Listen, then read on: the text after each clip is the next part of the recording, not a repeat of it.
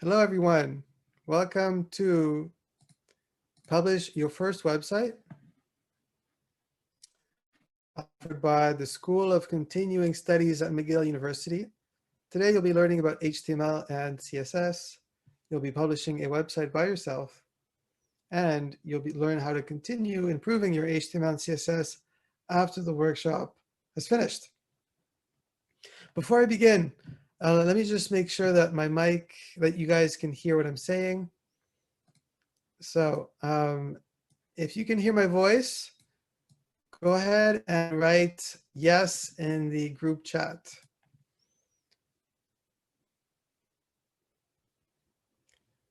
Perfect. Wow. So one very enthusiastic, Catherine Redford is very enthusiastic in her yes. Are we going to have slides or the video of the session? Good question. Let me share with you my slides so that you can follow at your own pace.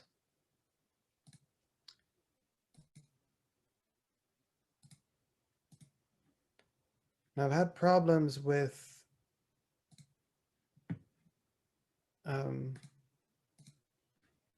PowerPoint before. Are we going to get a recording of the session, asks Chi Zuo. From my understanding, you will. So this is being recorded. I have to coordinate with the administration to figure out how to send it to you. Hopefully that will get figured out and you will get a copy of this video. Thank you for the question, Chi Zuo. And the slides I've just pasted in the chat for those who are interested. Are there any other questions before we begin? You're welcome, Stephanie. Stephanie says thank you.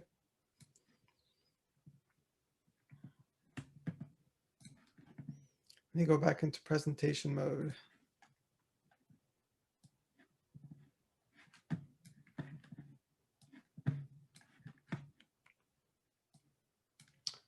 All right.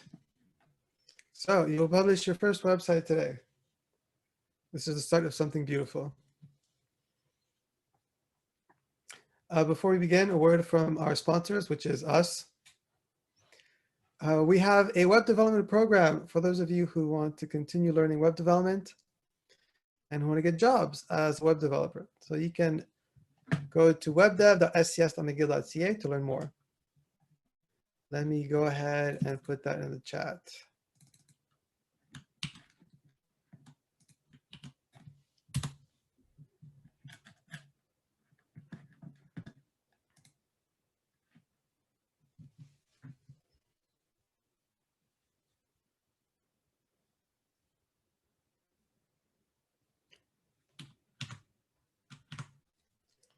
So today's activities, what we will be doing together is I will be explaining what HTML and CSS is.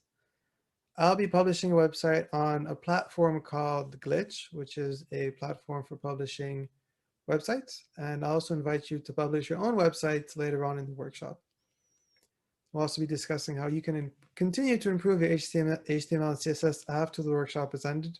And there's going to be a lot of hands-on practice at the end of the workshop. Don't worry, if you run into problems, I'm here to help you. Also, if you have any questions during the presentation, please feel free to put them in the chat.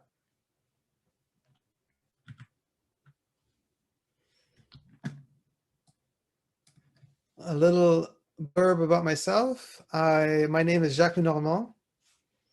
I'm the program coordinator of information technology and non-credit professional development certificate programs in web development. My credentials: I have a master's in computer science, I also have an MBA.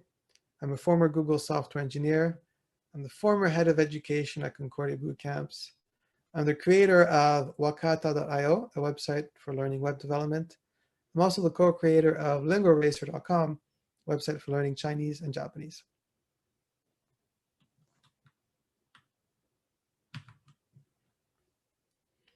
So, first question we're going to ask ourselves today: what is HTML?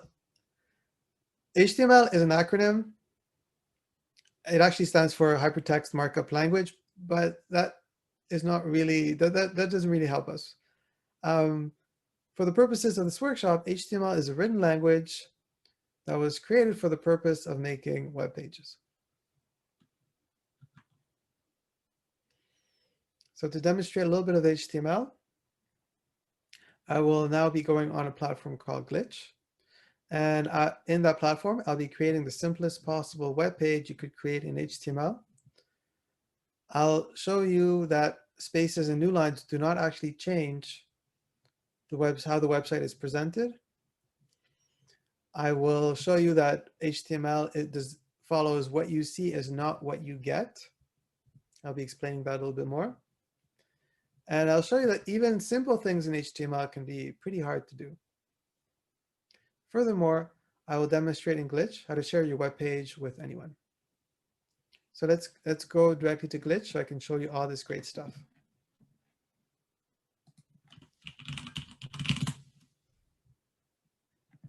So Glitch right here, very innovative platform where you can go ahead and create a website in literally 5 seconds by clicking New Project and Hello Web Page. You don't need to take any notes. All this is actually written down in a document that I'll be sending to you later on.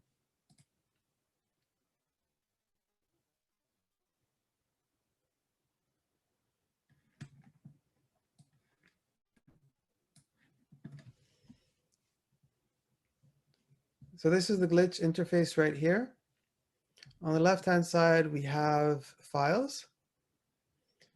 And on the right-hand side, we have either a preview of the file or an interface to modify the file. And we're really just interested in the index.html file. This is our playground right here. You can ignore all the other files. And for the sake of this workshop, we're actually going to just delete and start from scratch. First thing I promised you is the simplest possible website you can create. And that is simply a string of characters, like so. So hello world is valid HTML. And you can go and you can actually preview the website. I'm going to zoom in so you can see a little better. And it says hello world with an exclamation. So it's hello world. Good. Now, what would happen if I took this hello world website, a very informative website, and I put it on 2 lines? Well, you would expect for hello and world to be on 2 lines. However, it is not. So even if I refresh the web page, you see that new lines, aka the enter key, do not actually change how a website is presented. So this is a little counterintuitive reality where what you write is not what you see.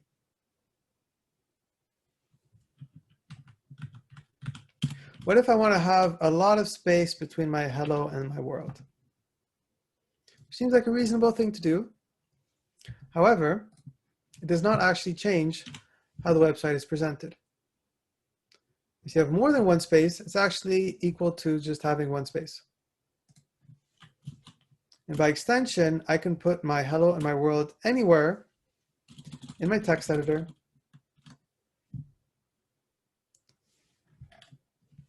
And it will not actually change how it's presented. We have a question from Gisela Asali. So to answer that question, Gisela, the question is, should we open Glitch at the same time? The answer is no. You'll have an opportunity to practice at the end of this workshop, and I'll be providing some documentation for you to be able to do this by yourself.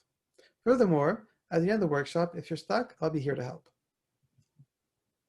Thank you for the question, Gazella, and I hope that I'm pronouncing your name correctly, even though I pronounced it 3 different ways in the last 10 seconds. I hope one of them was correct.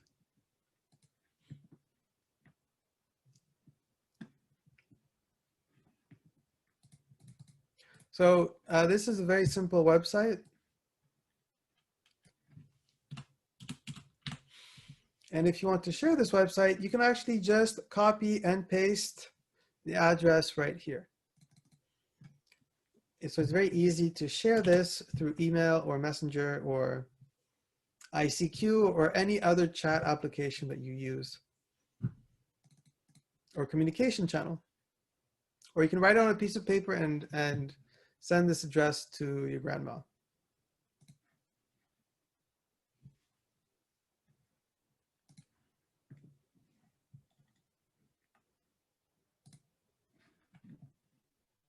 So we saw in our little demonstration that adding a new line or a space, adding a new line does not actually, adding a new line doesn't actually put things on two lines. So even if hello is on its own line and world is on its own line, it will be presented as if it's just one line. And we will now be investigating how to put text on two different lines. And it's not as straightforward as you would think. So we need to use something called a tag, and we need to annotate our text with tags. So the way it works is you have an opening tag on the left and a closing tag on the right. And in between the opening tag and the closing tag, you have the text, or more generally, the content.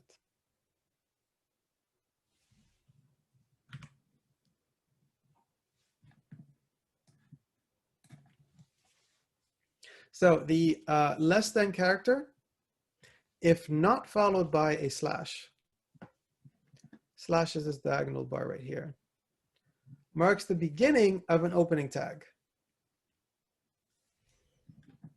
And the less than followed by slash marks the beginning of a closing tag.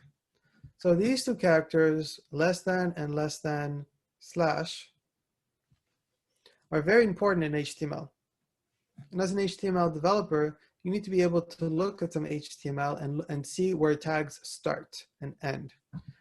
And it's the greater than character that marks the end of an opening or closing tag. So even though opening and closing tags have different characters to mark their beginning, they have the same character to mark the end, which is the less than symbol, the greater than symbol, which is this thing. I hope that's not an insult in some country. If it is, I apologize.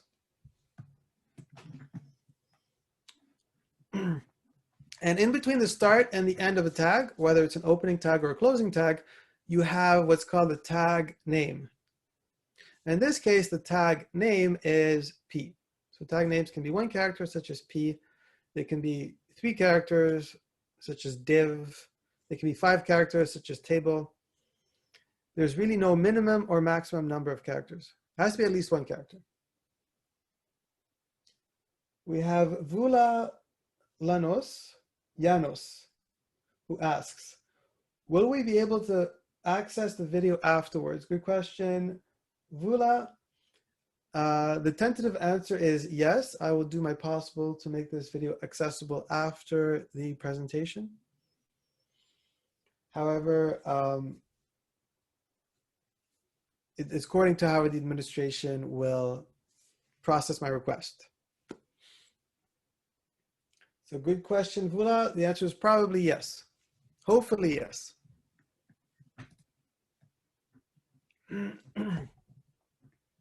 So in this particular case, I have a one-line HTML. Opening tag name is div and the closing tag name is div. And hello world is not part of the tag. Hello world is part of the content. So the distinction between tags and content. Any questions?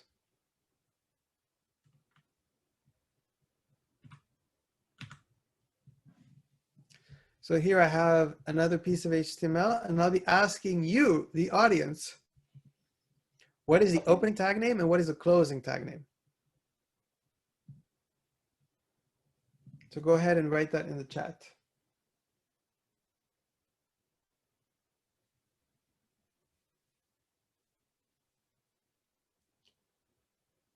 Oh, we have a little debate going on. One person says H1, another person says header.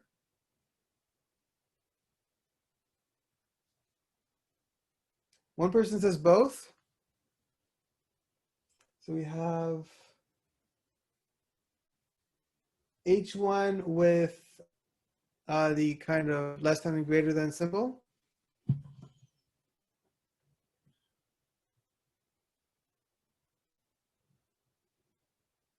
We have less than slash H1 greater than. Let me put the chat so everyone can see it.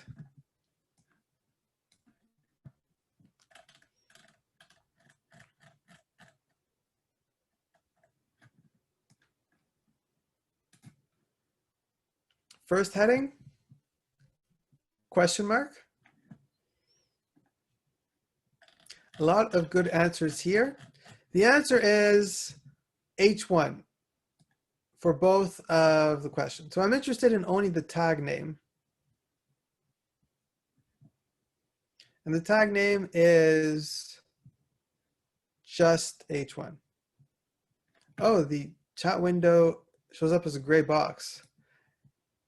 Okay, then. That kind of kills my little shtick. Thank you for warning me, Stephanie.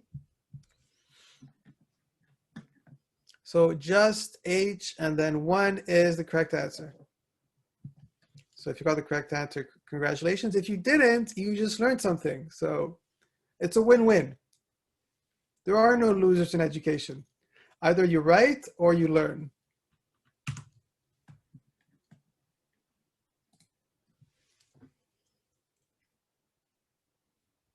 So the text between the opening and closing tag is called the content.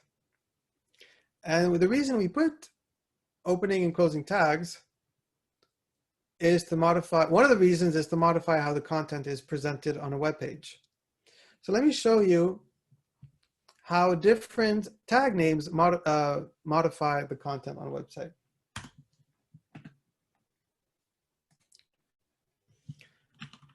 So let me start with H1.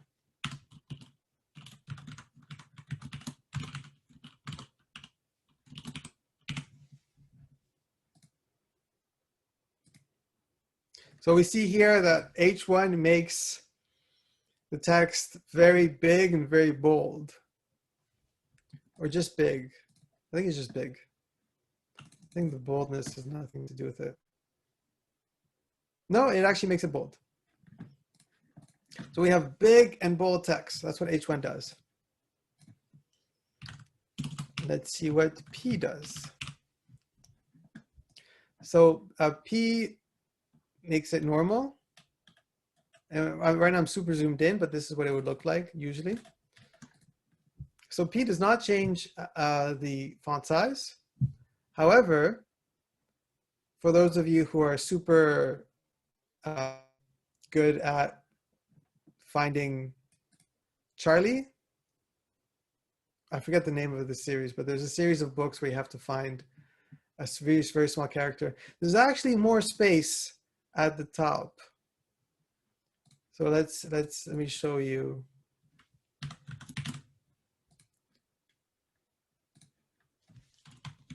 The P. Let me show you the amount of space. So we see here that because there's a P, oh, actually, there's more space on the bottom. Never mind that. But usually P's add more space. And if we see here, if I have hello and then world. First of all, hello and world appear on 2 different lines, which is already, in my opinion, pretty mind-blowing. And another thing is that we have a lot of space between the hello and the world.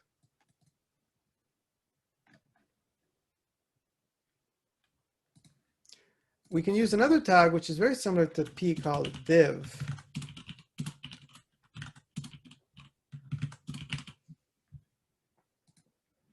And you see that with div, the space between the hello and the world is smaller. So the moral of the story, oh, let me actually try another one, which is EM. And EM makes your font italic. So it adds emphasis, right? And each tag, well, most tags correspond to something that we would see in print media. So H1 is for a header. P is for paragraph. Div is for division. So div is a very generic tag that we sometimes use to put things on different lines, but it has many, many other uses. And the moral of the story is that you can use tags and tag names to modify how your content is presented to the user, to make it more readable or more aesthetically pleasing. Where's Waldo? Yes, thank you, Vula. In French, it's Où est Charlie, I think. But in English, it's Where's Waldo? Thank you, Diana.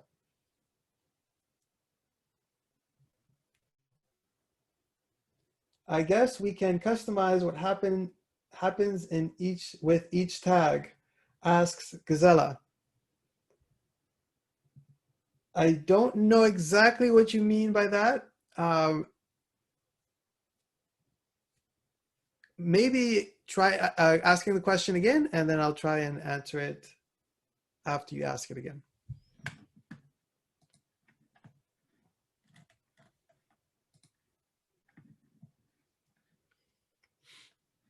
So an opening tag, content, and closing tag, in other words, everything we see on the top right of the screen, these three things, is called an element, which is why it's written element right here. And the text is also an element. So here it's written content, but this is actually an element. And the content can actually contain other elements. We call this nesting. So here we have a div element, and inside the div element, we have a text element, which is hello. Let me present so we can get a good view. Shan asks, are tag names case sensitive? The answer is no, they're not case sensitive. In fact, when the internet was very young, when I was a teenager, the norm was actually to use uppercase tag names. Things have changed since then. People now seem to prefer lowercase tag names, but you can mix the tag. I mean, you can mix the case. You can have like a big D and small I if you want. No one does it. But there are certain norms that people follow. And when you're working in a company, you should follow those norms. And if other people are going to look at your code, you should probably follow the industry standards. Thank you for the question, Shanna.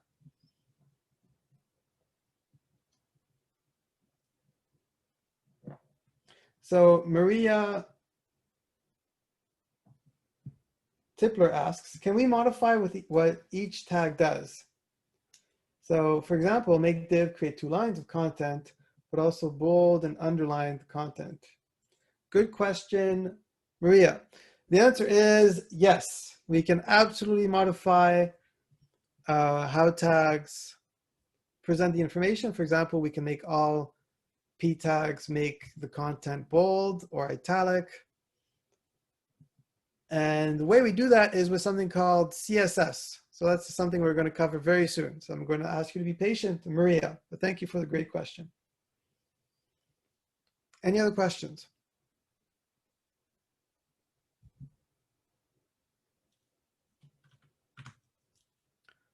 On to the next slide. Parent and child relationships. So HTML elements form families, and families have relationships. So any elements within that are enclosed in any other elements are called a child. So in the following example, this div element has 2 children, which is a text element and this h1 element. And the h1 element has 1 child, which is a text element. And this text element has a grandfather, which is this div element. And this hello text element has a sibling, which is this h1 element. So we use family references to talk about HTML code. It's very common. And thinking about HTML in this way is actually a very good way to conceptualize and debug and communicate. Any questions?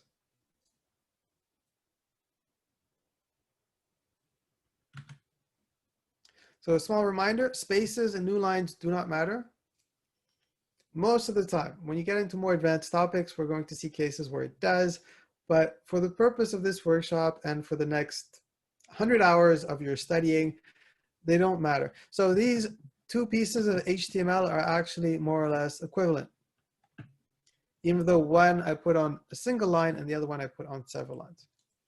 So there's a certain amount of flexibility in how you write your HTML, and you can write it so that it's more readable. The left-hand side, I think, is more readable, my personal opinion.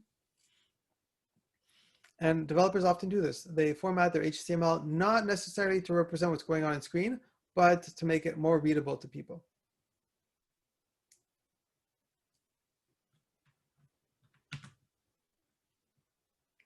Good. So there are two syntax rules which you must follow in HTML. Rule number one, the number of opening tags with a given tag name must be equal to the number of closing tags of that tag name. So in the top right corner, we have one P opening tag. And if there's one P opening tag, there must be one P closing tag. So they pair up. Rule number two, you must always close the closest opening tag. So let's see what these clumsily written rules actually mean in practice. So here we have some HTML. And the question is, which syntax rule am I breaking? So if I count the number of opening divs, I have one, and I have one closing div. However, I have one opening H1 and no closing H1. Therefore, I'm actually breaking rule number one, because the number of opening H1s is not equal to the number of closing H1s. Oh, we have some enthusiastic chatters. So Stephanie quickly responded to rule number one. Stephanie, you're absolutely right. And Mary also pointed out before I was able to answer. So you guys are super fast, very impressive. Very good job, Catherine Radford and Mary Oviedo. So here we have another piece of HTML code. The question is, which rule am I breaking, right? So if I count the number of opening H1 tags, I have one, and I have one closing H1 tag. I have two opening div and no closing div. So I'm actually breaking rule number one. And I'm also breaking rule number two, because I'm closing H1 when I should be closing a div. Remember, rule number two, you must always close the closest opening tag. Here, I'm not closing the closest opening tag because the closest opening tag is a div. So this one should actually be, which rules am I breaking? So there's missing an S here.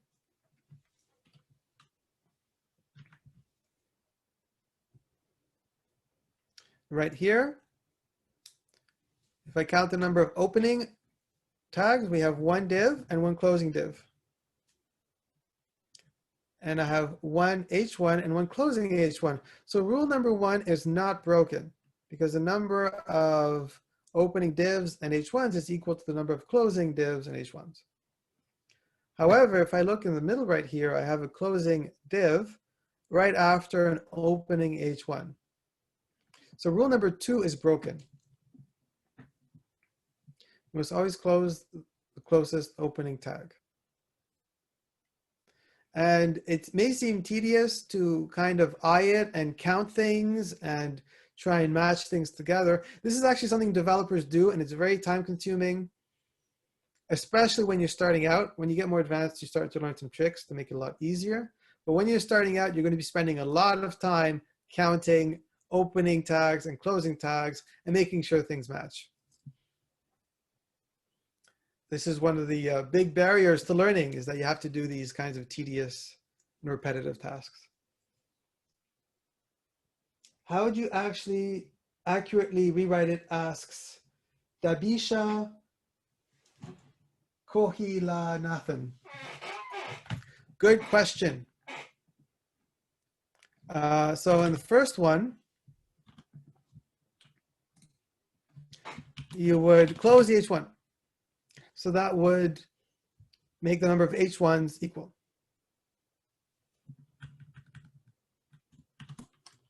So that's how you fix the first question. And the second one, I have to close the H1 here, and here I close a div. So then that would fix the second question.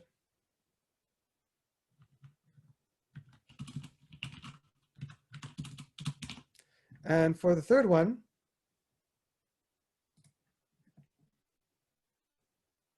I have to close the H1 before I close the div.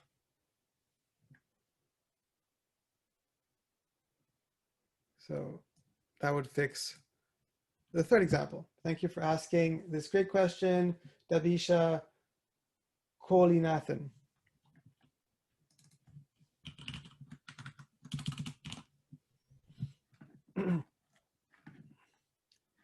Is there any way to present the current slide?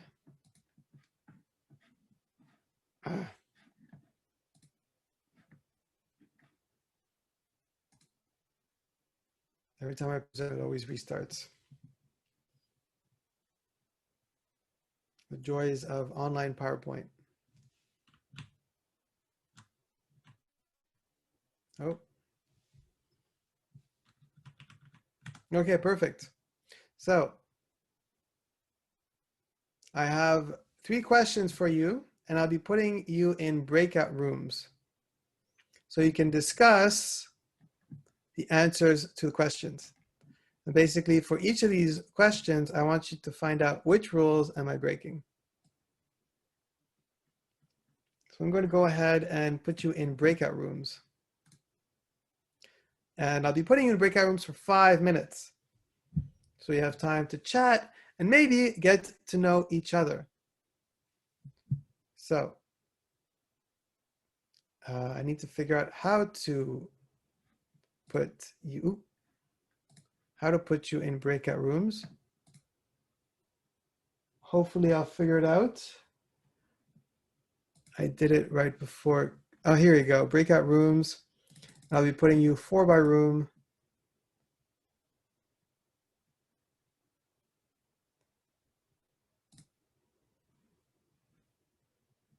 And enjoy.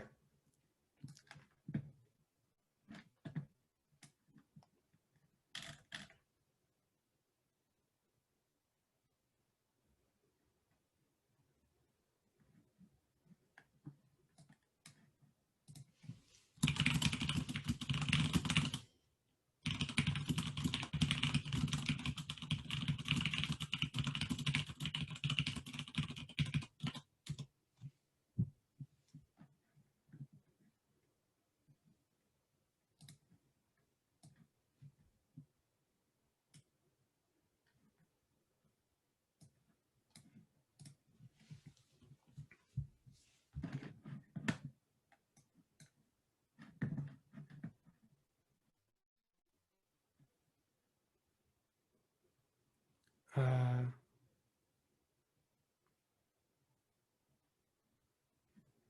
hmm.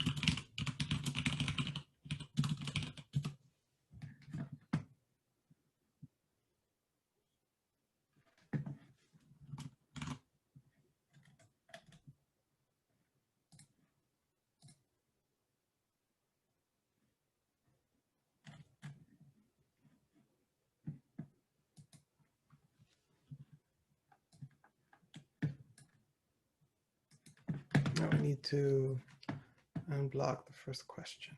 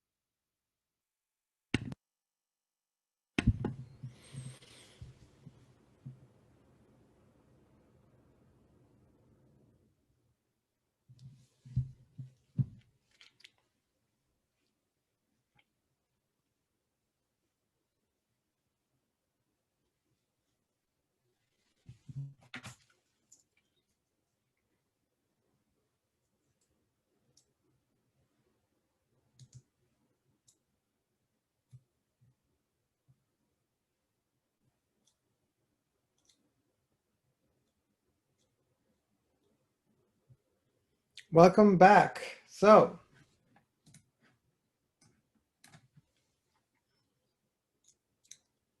question one, what did you guys and girls, what did you find for question one?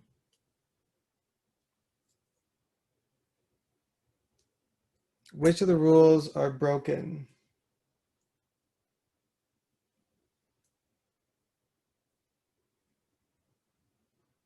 Well, Catherine asks, perhaps Jack knows about how to see when in breakout. Well, Catherine, were you not able to see the PowerPoint?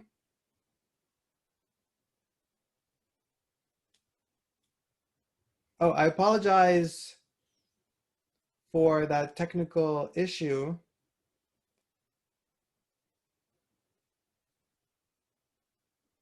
Oh, okay, you accessed it through the link. Perfect.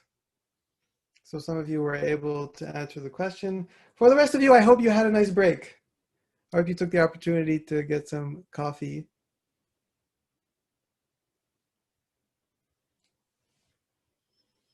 Okay, so well then, for those of you who were able to open the link and answer the question, for each of the following, which rule am I breaking? Closing EM tag So before opening EM question tag. one.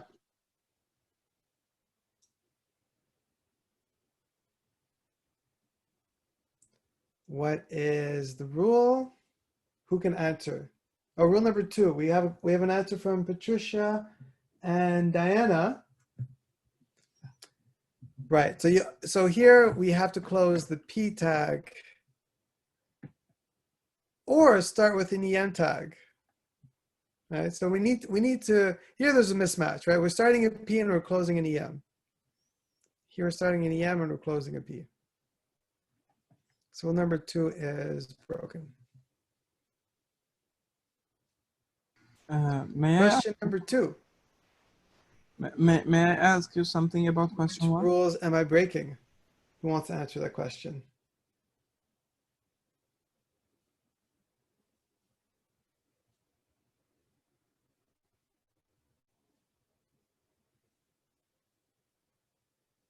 No one wants to attempt?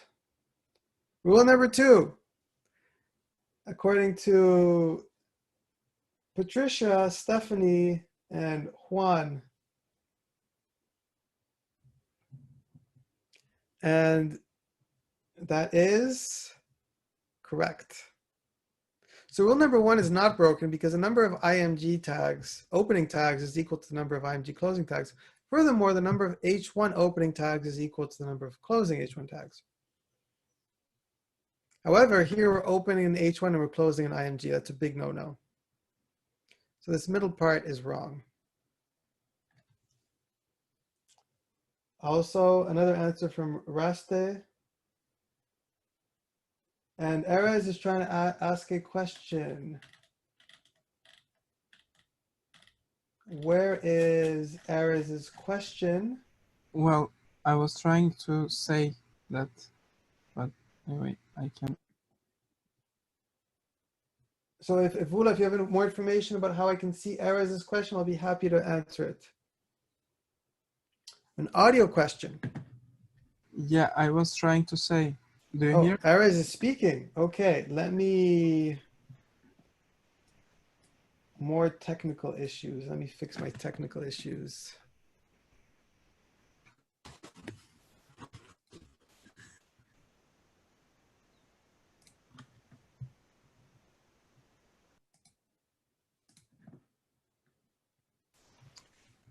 Do you hear me now? So I'm going to stop my screen share for a bit and then I'll restart it. Okay. So I can hear what Erez has to say. Erez, can you try speaking again? Yes, you hear me now? Do you hear me now? Oh, yes. Okay. Do you hear me now? Erez, can you try speaking again? Yes, sure. Okay. Sorry about that. I got everything working. Okay. So what's your question, Erez? My question was if we can change the EM in the first question, is that fine? Like just the place of EM? So if we swap the opening EM with the P. With the closing EM, yeah. Oh, so let me make sure I understand what you're trying to say. Let me restart my sharing. For those of you who have not realized, I am not a Zoom expert yet. Hopefully I will become one soon. Okay, so can you see my screen right now, Erez? Yes. So what do you want me to change? Just change the EM closing with EM opening. Like this? Yeah, like this instead of you put on the other EM the slash. So you want me to do this? Yes. So that is absolutely correct. That would be a perfectly valid HTML piece of code. Okay. Okay. Very perspicacious, Erez. Thank you for your contribution.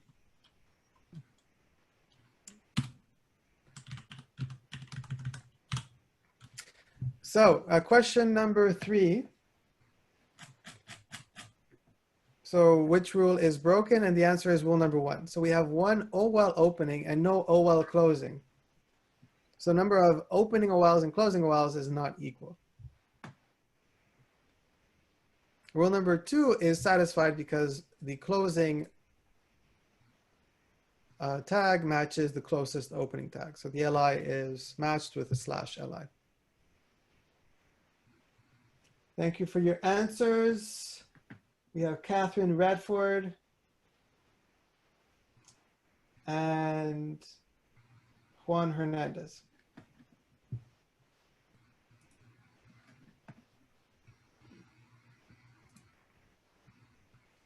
I'm going to stop putting in presenting mode because I have to fast forward every time.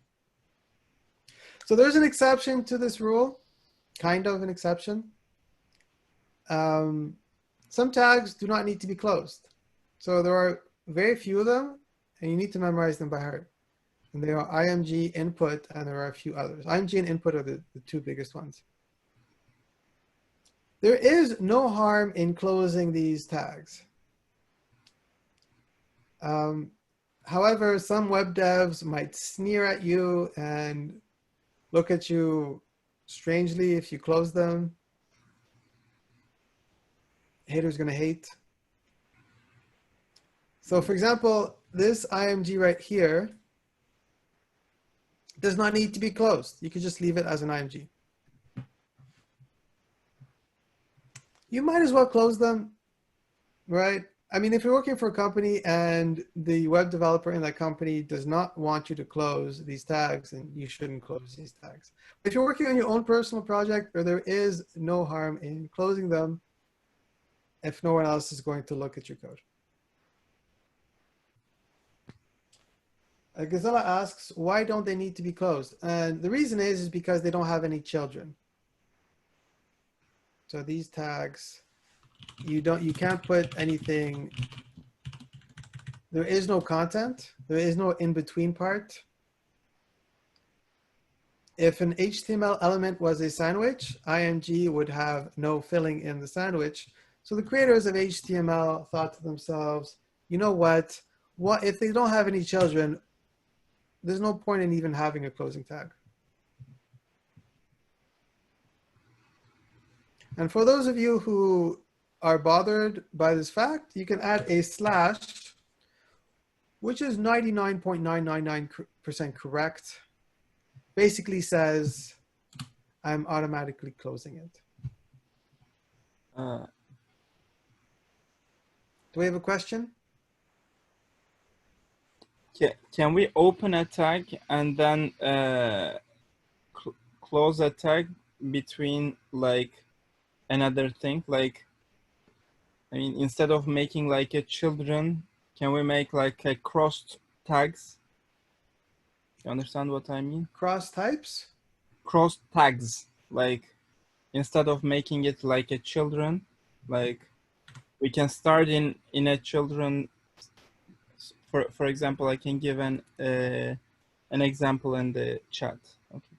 Oh, there's an example written in the chat. Let me check it out.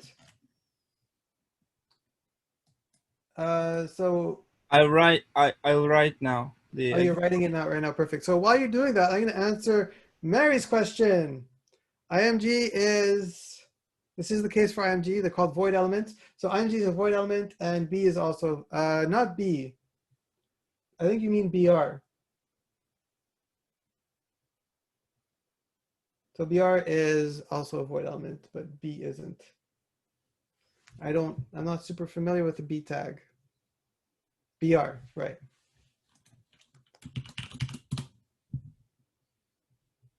Thank you for the questions. Mary, by the way, the BR tag is not really used anymore. It's actually discouraged by most web developers.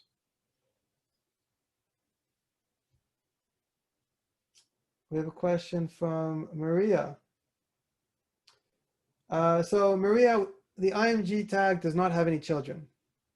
So you can't actually write, you should never write something like this. because an X would be child of IMG, and IMG, the HTML gods have decided, has no children. Hope that answers your question, Maria. But if it could have children, then they would not be the same. So let me write the code for those of you who are not looking at the chat. We asks this question, and I believe she meant to write this, and they are not the same. They are not the same. Furthermore, this is illegal because IMG cannot have any children. So never write stuff like this. We'll be seeing why IMG has no children in a bit. Good.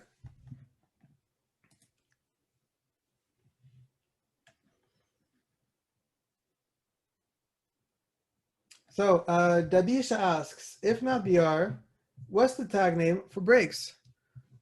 Well, oftentimes we use breaks to put things on different lines. So to put, just to demonstrate what Dabisha is talking about, we can have something like, hello, world. And this would put hello and world on two different lines. However, it is not recommended.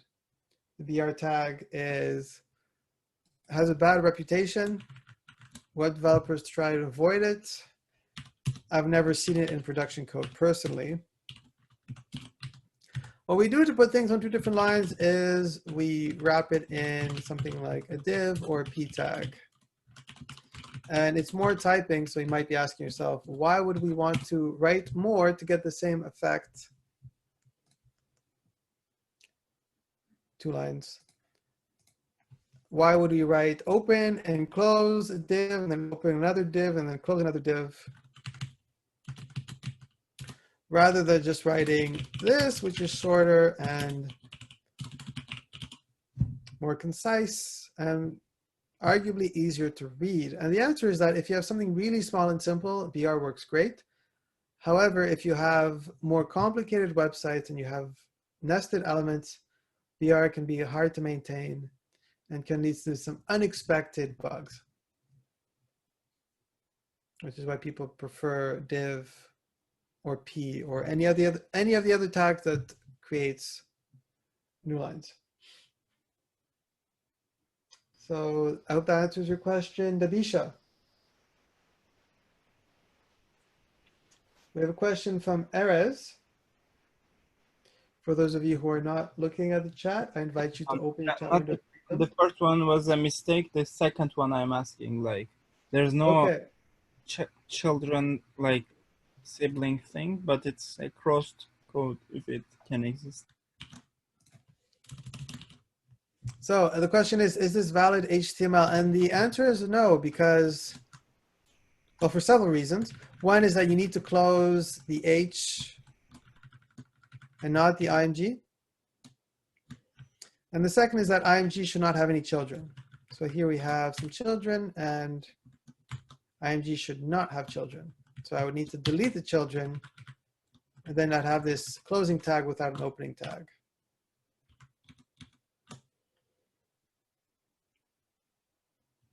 So it breaks the syntax rules, and also it breaks the rule that IMG should not have children.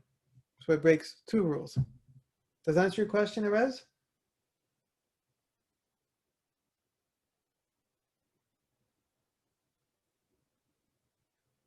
I'm going to assume that the answer is yes, or that we're having technical issues again.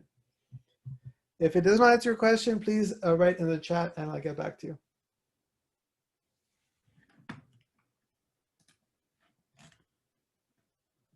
So let me demonstrate using some nested elements.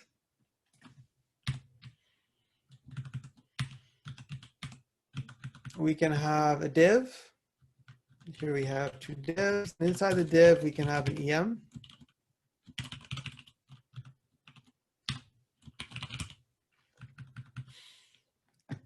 And here we see hello world and hello world. Let me just write something else here, like heaven.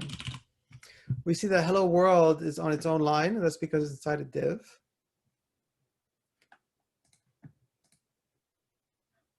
Furthermore, we see heaven, it's on its own line because it's also in a div.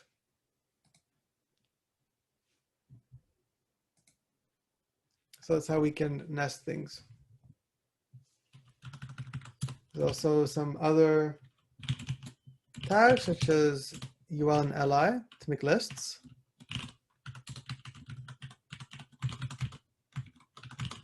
So if there was a to-do list, it'd be go shopping, maybe go jog.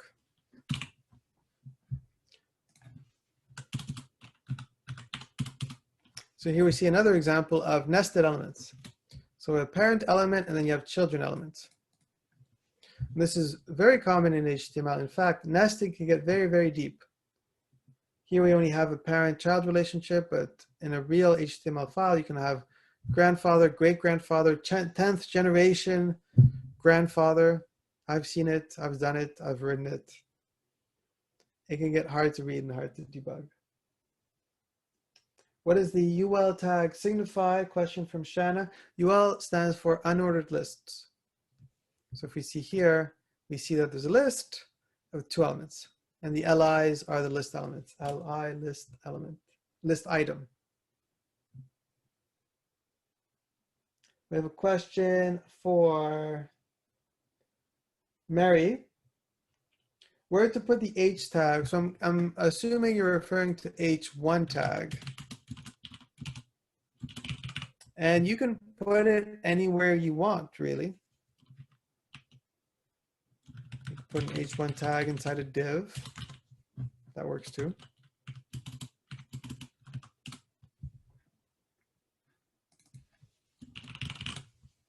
And H1 does make its own line, similar to a div or a p tag. I hope that answers your question, Mary. If it does, please ask it in a slightly different way, and I'll try and answer it again. Gisela asks, how do you manage not to get lost with so many nested elements?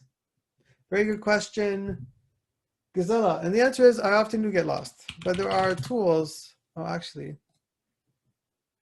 there are tools inside text editor. So this is called the text editor right here.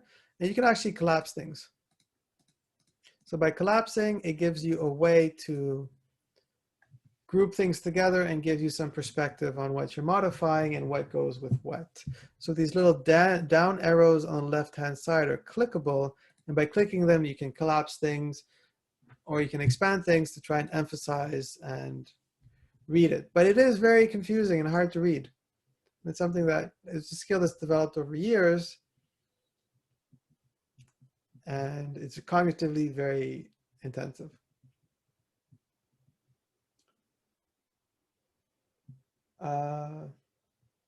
Thank you, Gisela, for that question. Can't I play? So Prosper asks, can't I play with my URL with this tag? Which tag are you referring to, Prosper? Once you specify which tag you're referring to, I'll be able to answer that question. On to the next question. Mary Oviedo asks, is there a list for the meaning of tags? Absolutely. If you want to know the meaning of a tag, you type in the tag name, you type in HTML, and then the first article is probably the best one. You might have to go to the second or sometimes the third. And then there's an explanation for the tag. So we have kind of description, we have an example. And if you're on w3schools.com, which is an amazing resource, you can try it for yourself, which is super useful, and you can modify things. And then click run, and we can actually see how what you write modifies what you see. Great learning resource. Google is your friend. I hope that answers your question, Marie.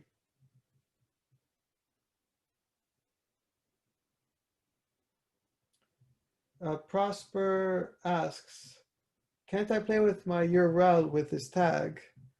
It specifies the list of the tag you output. I'm still not understanding that question, Prosper. Could you try and reformulate it, and I will try and answer it again. So go ahead and take your time and reformulate it and write it out, and I'll do my best to try and understand. So I talked a bit about the IMG tag. I did not explain what the IMG tag is, so this is what I'll be doing now. The IMG tag is used to insert an image in your web page, and it turns out that many web pages have images, so this tag is actually super useful and super prevalent. The process is to insert an image into your website is number one, find the URL of the image. I'll be showing you that in a bit. Number two, place the URL of the image inside the start tag of an IG element in a specific way, and I'll be discussing that specific way in a minute. Also, let me demonstrate.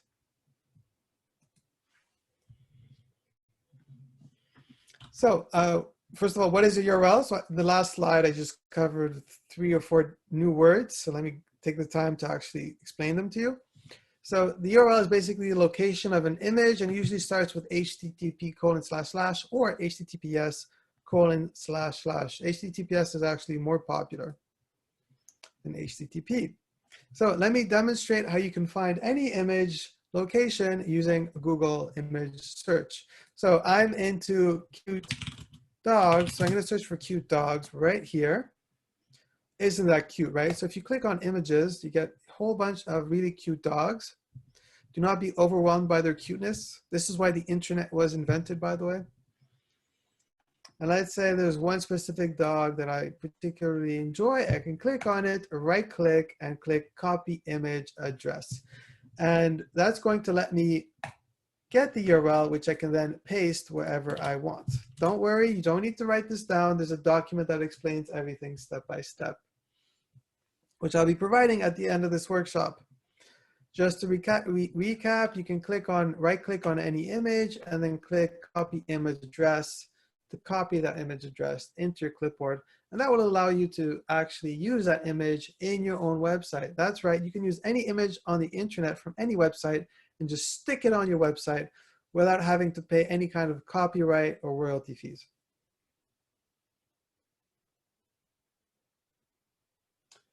Catherine asks, now I see how my WordPress blog is working, but copyright is an issue to recall. I'm not an expert in terms of copyright. So good question. I do not know whether or not you need to take into account copyright. For my personal website, so when I make my presentations, I tend to just find any images, as long as they're not watermarked. Then, like for example, this particular image, then is fine. If you are super worried about copyright, you can click Tools, Usage Rights, and then Labeled for Reuse, or Labeled for Reuse with Modification. Let's go with Labeled for Reuse. And these are publicly available, no copyright on any of these images. So you don't need to be worried, and you can put them on your website super safely.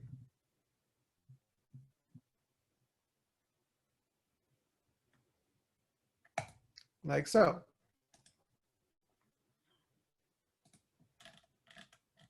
However, people generally tend to not be super strict about copyright, especially when they're cute dogs. And notice that the quality of the cute dogs substantially decreased when they were labeled to reuse. So copyright is a hot button issue, which I'm not going to get into, but it's up to you to use your better judgment. Patricia asks, what if I want to insert an image from my files? And that the answer to that question actually depends on what you're using to publish your website. So we're using Glitch. And Glitch is very specific. What I'm going to show you is specific to Glitch. If you're using WordPress, you need to use a completely different system. If you're using Gator host, again, a different system. So there's no universal way to do this. However, if you do have an image on your hard drive and you are using Glitch, you can click Assets, and then you can upload an asset.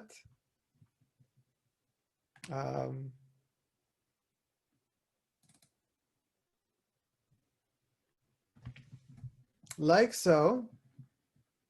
And then you can click on it, and then you have the URL right here, which you can copy. So that's how you do it with Glitch. And how you want to do it depends on your own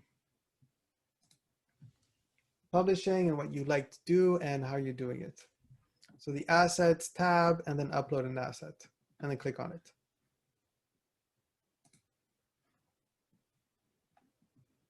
Good. So that's all about URLs, which is a way to find images on the internet. Any questions about URLs?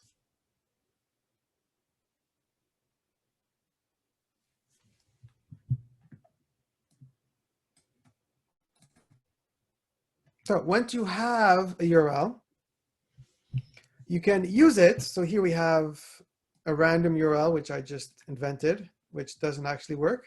But you can use it inside the opening tag of an IMG. So let me be 100% clear, opening tag of IMG. Now, no other tag name will work. It has to be IMG. And to actually add that piece of URL to the opening tag of an IMG, I need to use something called a source attribute. And the structure of attributes is actually super important, so I want you to pay extra attention to what I'm going to say right now. You have to write the name of the attribute. In this case, it is src. You can't make any typos. It needs to be src. Then the equal symbol, and then double quotes, the URL, and then another set of double quotes. This is a very strict pattern which you need to follow absolutely exactly. And if you make a mistake, then it might not work. So be extra careful. And in general, opening tags have the tag name at the beginning, and then you may have one or more or zero attributes, right? In this case, we have an opening tag with one attribute. You can have an opening tag with two attributes. And each attribute has a value.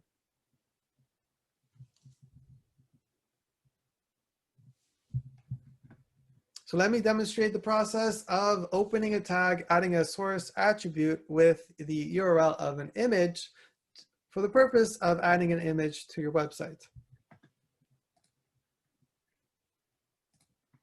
So I like cute dogs, and I already have a cute dog URL right here, which I got from Google Image Search. So I do img src equals.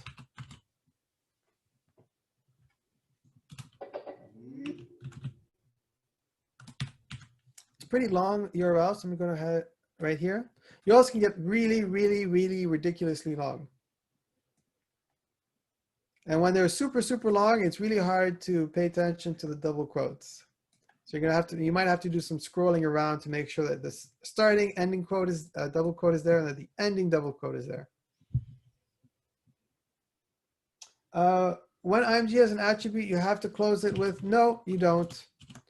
So question from Gazella, when IMG has an attribute, we must close it with /IMG. We don't. In fact, Glitch does not like it when you close IMG tags. It's particular that way. You can get around it by just adding a slash at the end.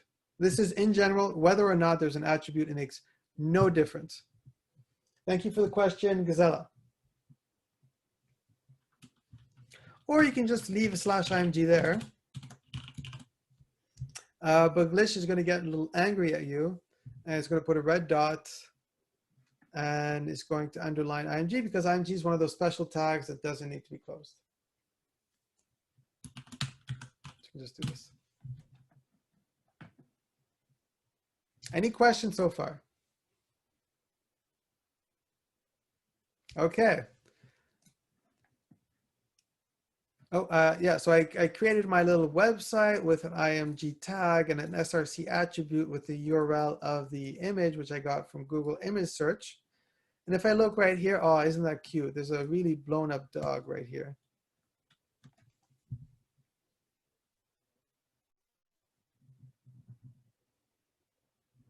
Kareem asks, I don't actually understand your question, Kareem. Oh, Prosper says, thank you for this course. You're welcome, Prosper. It's my pleasure. I hope it'll be beneficial to you, and I hope you make some amazing websites. Can you use short URL, asks Kareem. The answer is yes. So you can use something called a URL shortener.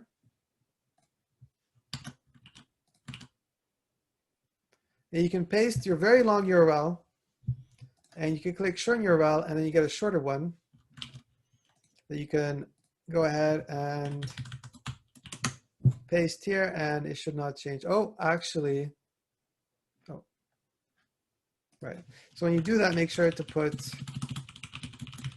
HTTPS before, otherwise it's not going to work. And with the shortened image, we have a shortened URL, we have the image of a dog. I do not recommend you do this because if the provider of the shortened URL, which in this case is shorturl.at, decides to shut down or decides to delete your short URL, your image will no longer be shown. So yes, it is possible to use shorter URL shorteners, but I do not recommend it. Thank you for the question, Kareem.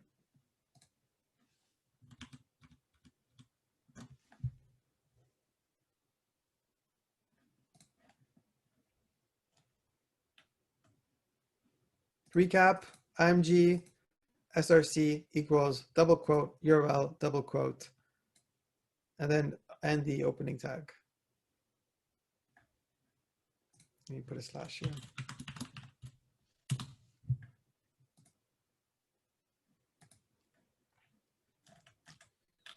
Good, so next topic. Oh, we have a question from Amir.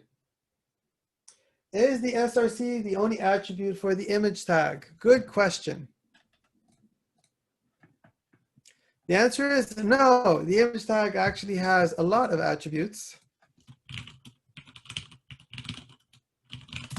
And if you search for IMG attributes HTML, we have our first article, which is W3 Schools, our good friend, who always gives us the greatest and most wonderful information, as well as some nicely targeted ads.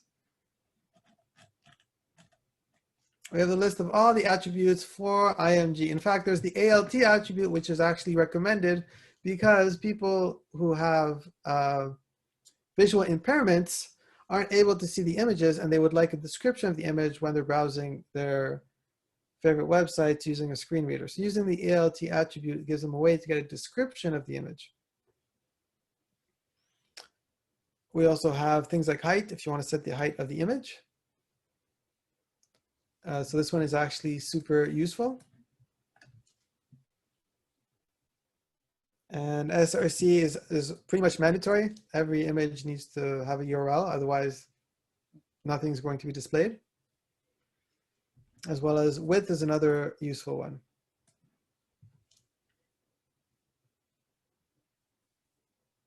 I hope that answers your question, Amid. Erez asks, why we don't have less than, greater than.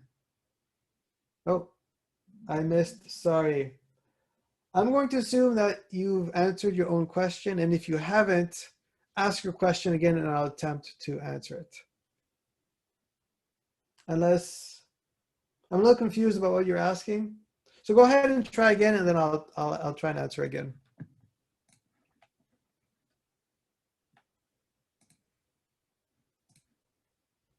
Okay, on to the next question. I hope I answered everyone's questions. If I missed your question at any time, it's not because I'm snubbing you or ignoring you. It is literally because I am awful at chatting and presenting at the same time. So if I missed anything, or if I didn't answer to a sufficient level, please just ask again. It really, really will be a benefit to anyone.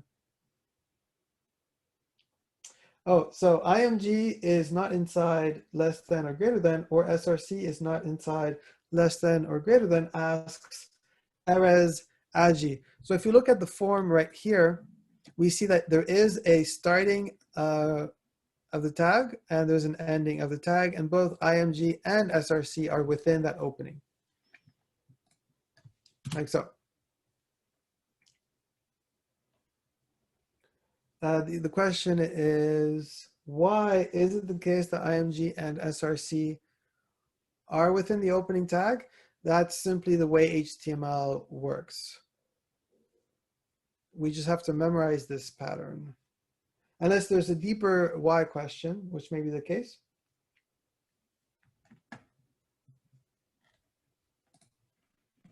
Okay, so on to the next topic, CSS.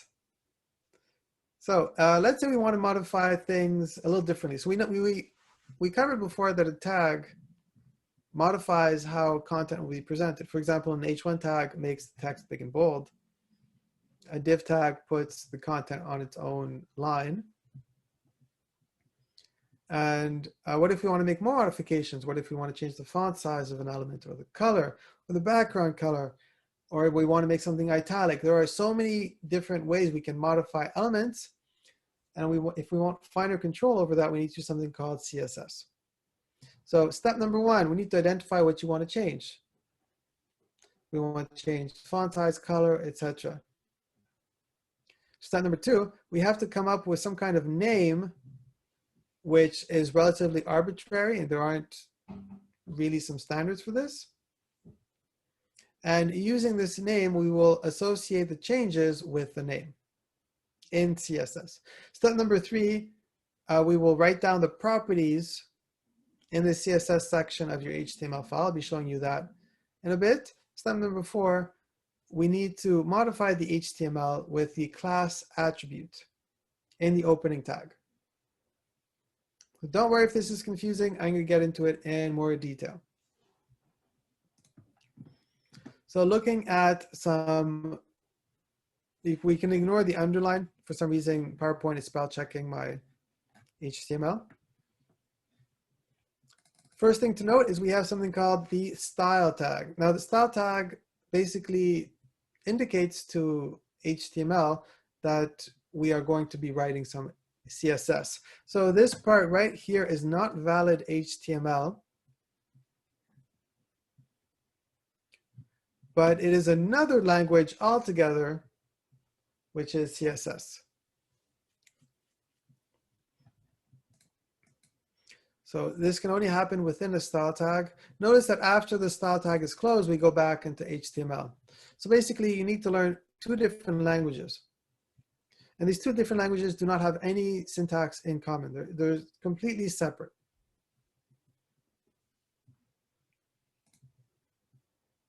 Inside the CSS, we have a certain pattern, which is a dot right here. The dot's a little small, unfortunately, but there is a dot right before some name. And right now, I will ask you to memorize this dot. There are other things you can put apart from a dot. That's a little more advanced, and we don't have the time to cover it today. Then comes a name which we chose, and this name is relatively arbitrary. There are certain suggestions that different web developers use to name, to put here. This is called a class name. So different web developers follow different, however similar kind of best practices. And notice that this class name right here is in the CSS, and the exact same name is also in the HTML. So if you make a one character mistake, it's not going to work. So you need to pay super, super close attention when you're writing your class name in the CSS and when you're writing the class name in the HTML. And this class name is what links the HTML with the CSS. We create the class inside the CSS, and we refer to the class inside the HTML. We have a question from Gazella. So you create the class in HTML, and the answer is no, we create the class actually in the CSS. And we can use it however many times we want in the HTML. So here I'm only using it once, but I can use it many different times. I hope that answers your question, Gazella. In the CSS, we specify some kind of properties, which basically means we specify how the CSS is going to modify the element. And in this case, color, which refers to text color, we're sending it to red. So if I put this in glitch,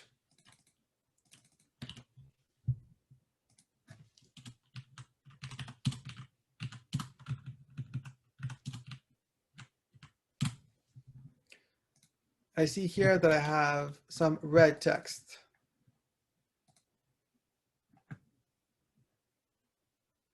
The reason it's red is because I'm specifying color as red. Now, CSS property names are very specific, and you need to use the right one. So I happen to memorize the color refers to text color, and that the color property can have the value red. That's because I've memorized it. If you don't know what property or property name to use, you need to look it up on Google.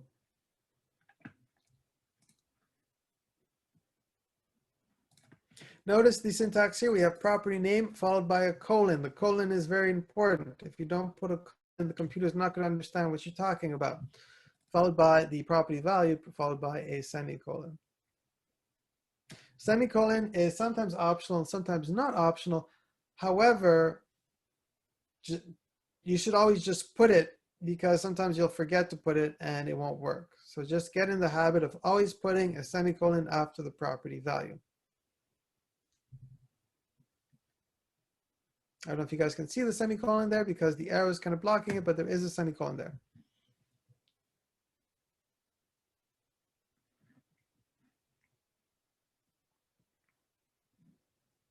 Any questions?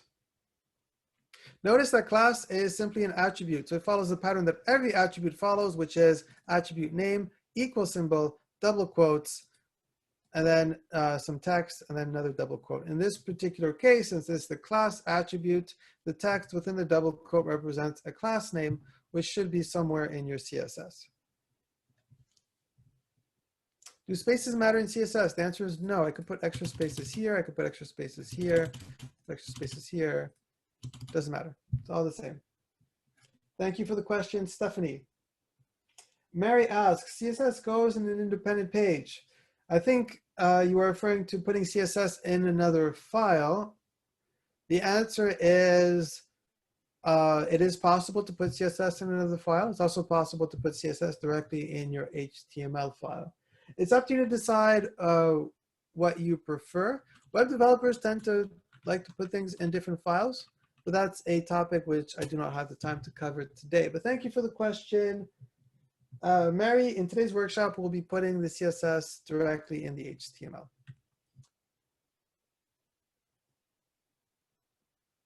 There's a lot of flexibility in terms of where to put your HTML.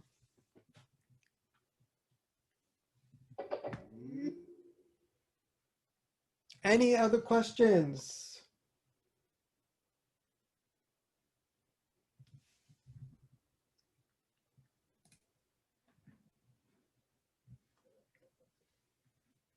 Now, the way we modify a property in CSS is we have property name colon property value. We put a little semicolon there.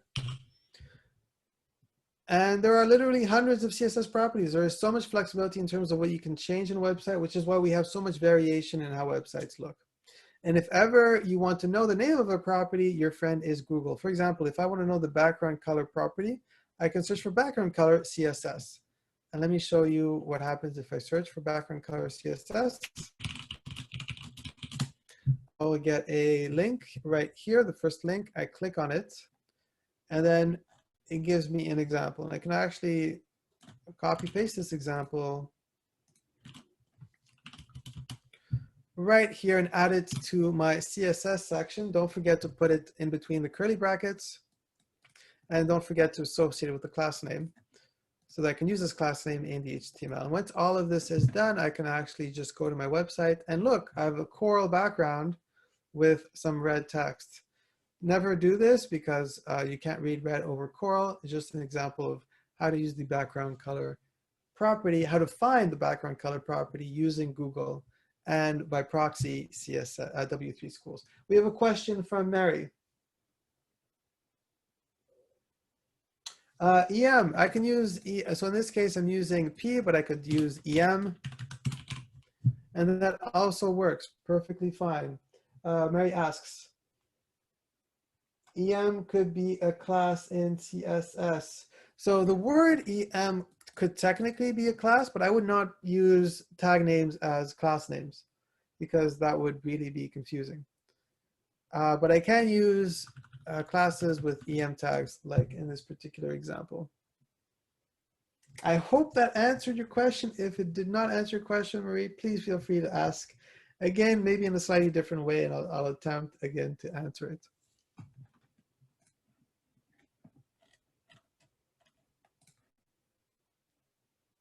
Okay, so I was going to do this as a breakout activity, but my breakout Zoom skills are apparently very lacking. So we're going to not go into breakout rooms, and instead I want you to take 3 minutes and I want you to count the number of errors in this file. So you have 3 minutes. At 1:30, I'm going to end this activity, and then I want you to give me your answer.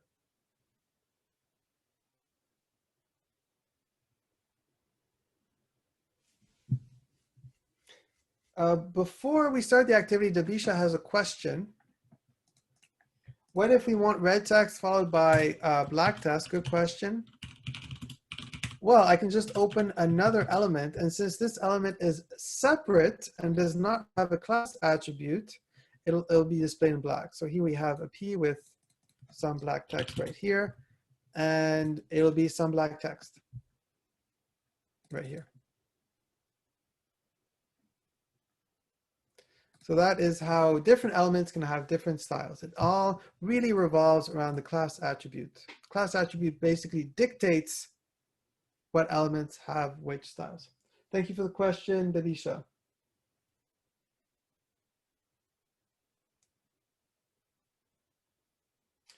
We have Mark who wants the PowerPoint slides. Let me just send it to you.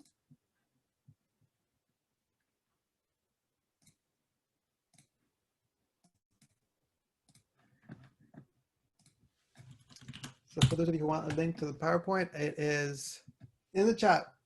And now at 1:33, I want you to tell me what all the errors are in this file.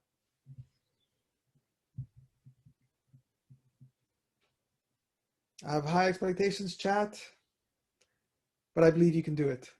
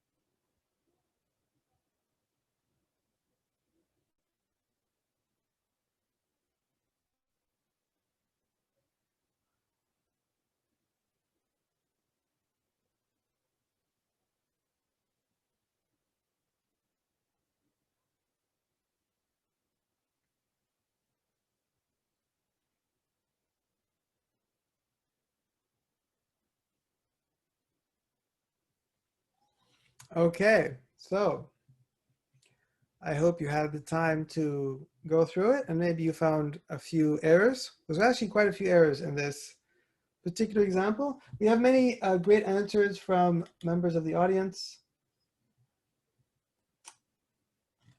which I will not name because there's simply too many of them.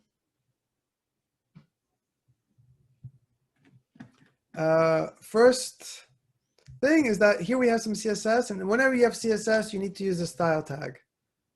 So, like so, a style tag is absolutely necessary, and we see here that in this particular file, there is no style tag, and so it will not work. Second thing to notice that there's missing a dot before the foobar. So we need a dot right here. Another thing is that here we have a semicolon, right? But you need a colon, and here we have a colon, and you need a semicolon. So we need to switch the semicolon with the colon. Another error is that class takes two S's, and we need a double quotation mark before the foobar and another double quotation after the foobar.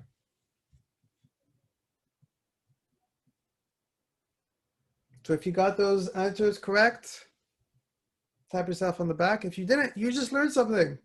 Win-win.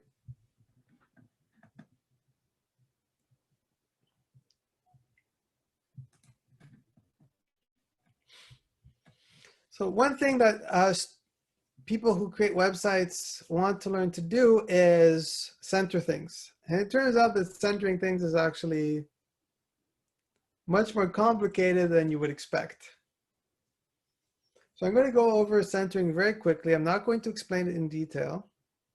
Right now, you can just memorize it as some kind of magical formula. And I'll give you some resources for those of you who want to dig deeper into HTML and CSS. That's going to explain things a little more in depth. So the basic idea behind centering is you need to define a class. You can give it any name you want. And the two properties of interest are display flex and justify content center. So there are two properties you need to use. And I'm not going to explain the properties because we are running out of time.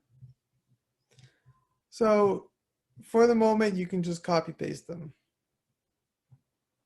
And then we need to apply the class name, not to the thing we want to center, but to the parent of the thing we want to center. So it's a little confusing. So here I want to center this text called I'm centered. I do not put the class name on the P. I put the class name on the parent of the P.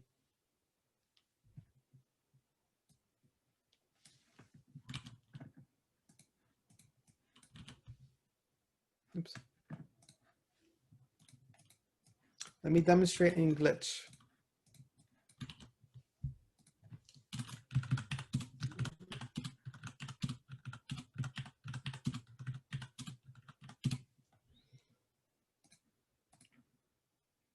And we have some centered text. Yes, it is relatively complicated to center things. This is a generic formula that works for images, for text, for anything.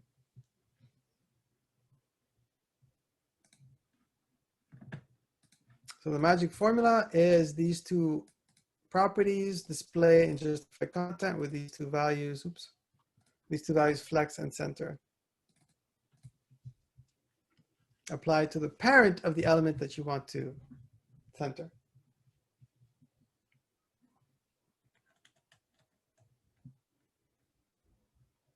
This is one of those rare cases where copy pasting is okay for the moment. Any questions about anything I presented today? Please put it in the chat.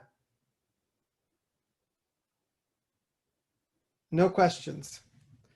All right then. Oh, so for those of you who want to kind of go more in depth with HTML and CSS, I actually have a tool which I've created right here. I pasted it in the chat. And if you go on this tool,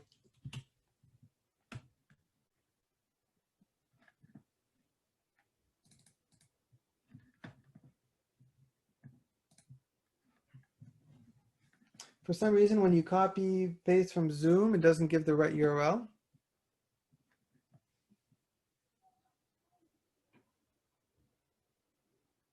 Juan asks, is there a way to keep in touch with the members of my team? Oh, good question. You can, so Juan asks if there's any way to keep in touch with other members of the audience. Feel free to share your LinkedIn or your contact information through private messaging.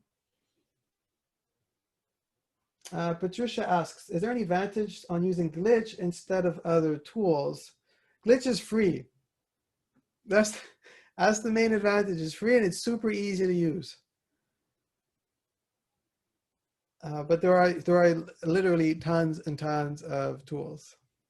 And there are other free tools, but I find them harder to use. So when you're starting out and you're not serious and you're not making money doing this yet, use Glitch is my perspective. Can you put your own domain name on the site you create with Glitch?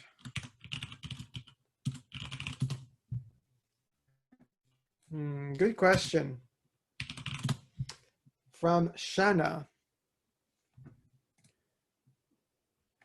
The answer is technically yes, but there seems to be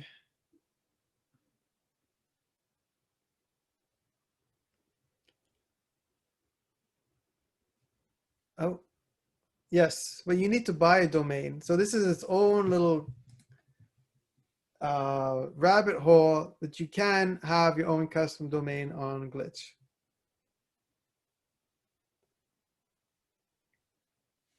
But I will not be showing it to you today. Oh, Erez shared his LinkedIn. Feel free to share your LinkedIn if you want to network with other people.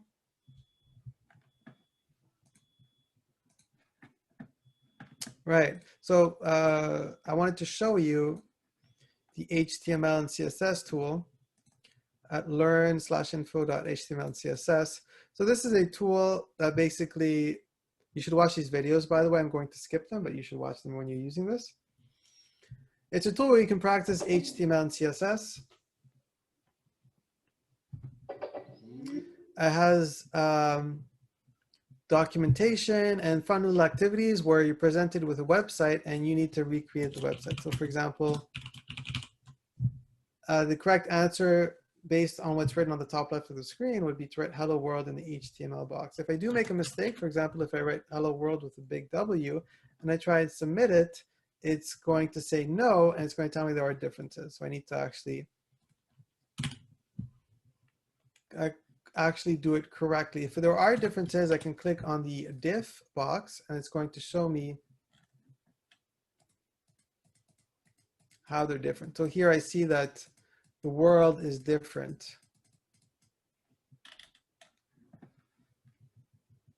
I can also click run and expect it to see the difference between the two. So it's a fun tool that gives you instant feedback on how you're performing in imitating websites. Also gives you some reference documentation, which you should look at quite frequently. And explains, oh, how strange. Oh, there we go. I don't know what happened there. I think Zoom is messing with my computer, but there are basically some resources to help you answer the questions. And for later questions, there are even some constraints. So you need to solve this particular hello world example, and you're allowed to use these HTML, these attributes, and these CSS properties and values.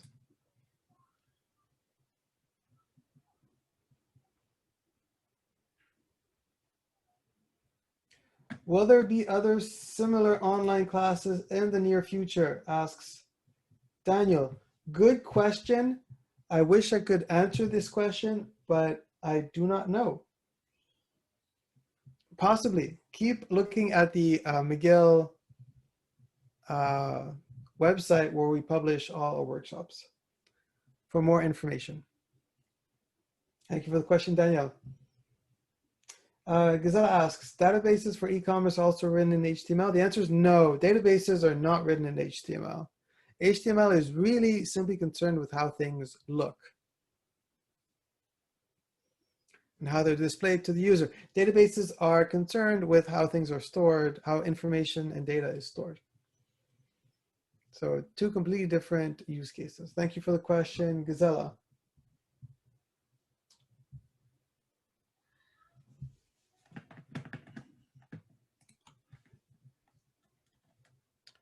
So basically this tool, wakata.io, learn stream HTML,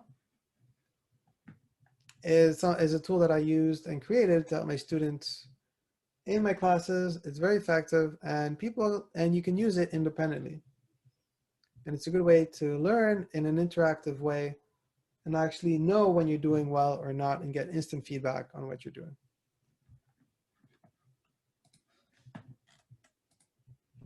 So for the remainder of this workshop, which is like 17 minutes,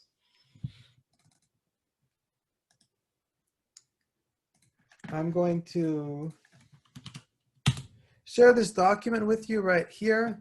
It gives you some hand-on exercises.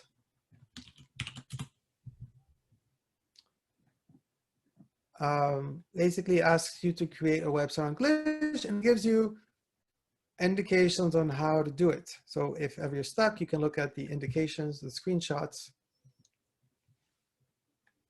You'll be doing things like putting a dog image on your website and centering the image, putting a caption under the image, etc., etc.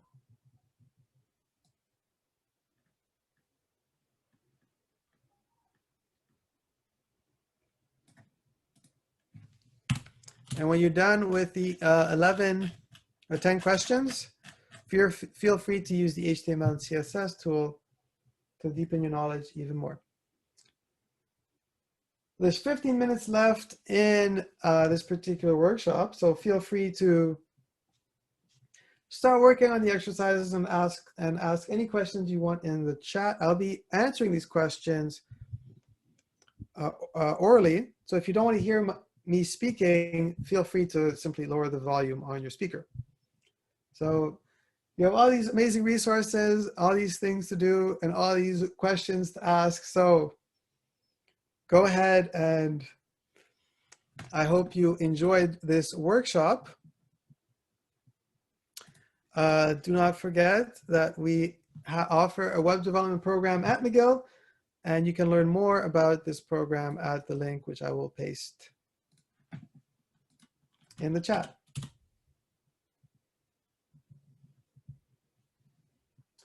Maria asks, will you be teaching any classes for McGill MA in information studies? The answer is right now, no, Maria, I have no plans because I teach in the Department of Continuing Studies. Maybe in the future, who knows? Thank you for the question, Maria. Oh, I'm sending links privately, apparently. So let me send links to everyone. So the link in the document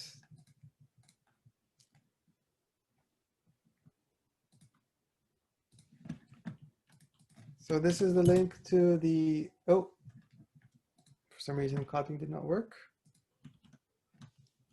This is the link to the Google spreadsheet right here. And here's the link to our web development programs.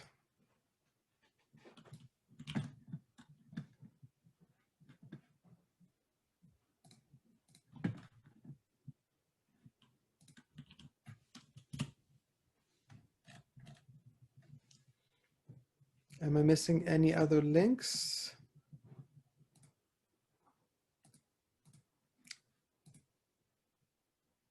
Nope.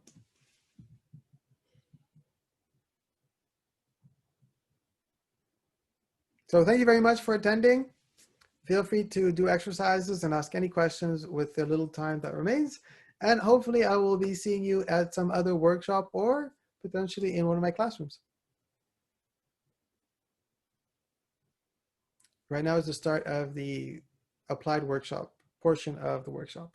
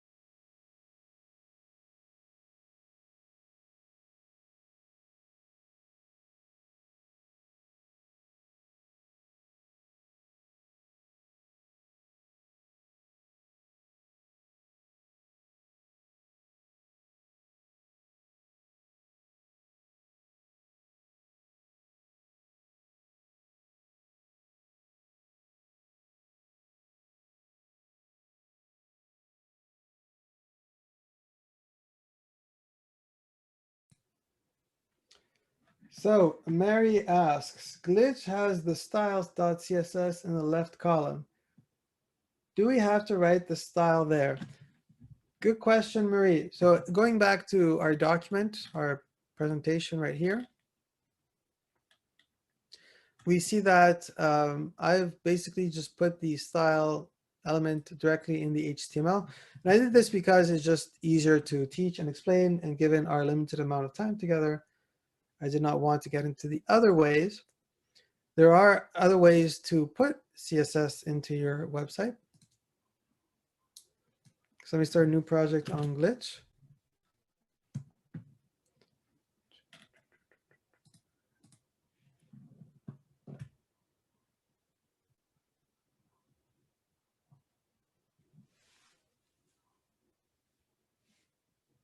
Can everyone hear me, by the way? Marie, can you hear me? Yeah, yes, I'm Okay. I'm listening to you. So if we start a new glitch project, you see that you have a style.css, and we do have some CSS inside the style.css. You can do things this way. However, you need to be able to link the CSS file to the HTML file, and this is the magic formula right here. Oh, okay.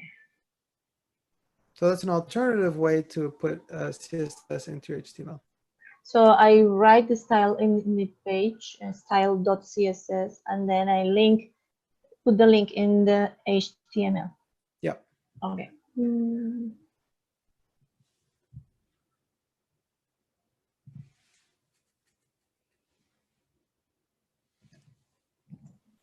Good, thank you. Welcome.